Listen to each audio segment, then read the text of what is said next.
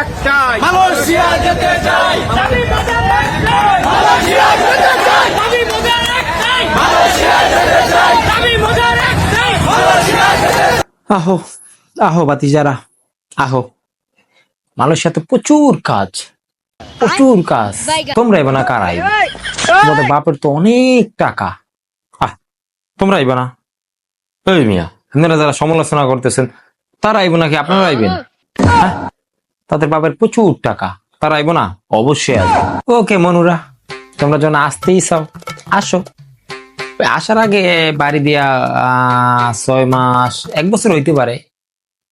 খাওয়ার টাল হয়ে এদেশে যে প্রচুর কাজ না, বিমান থেকে নামার সাথে সাথে তোমার করে উঠে না কাজে ঢুকাই দিব।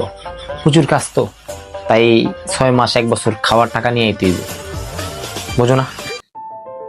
যারা মালয়েশিয়া আওয়ার জন্য মিছিল করতেছেন, সমাবেশ করতেছেন, এই নির্বোধ মানুষগুলোকে বলতে চাই, ভাই আমরা 2024-23-এর কলিং আইসাও ঠিকঠাক মতন কাজ পাই নাই, এখন পর্যন্ত ঠিক মতন কাজ করতে পারি না, অথচ আপনারা এখন আসতেছেন।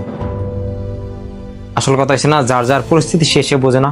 আমরা এই দেশে আসি, আমরা এই দেশের পরিস্থিতি বুঝতেছি, আপনারা নাই, আপনারা পরিস্থিতি বুঝতেছেন না।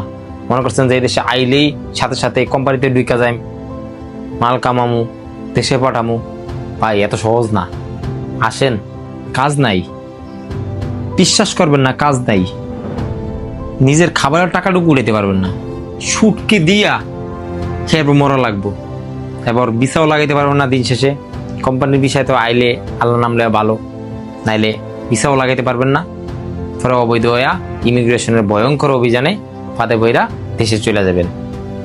আপনার আমও যাইব, সালাও যাইব। ধন্যবাদ।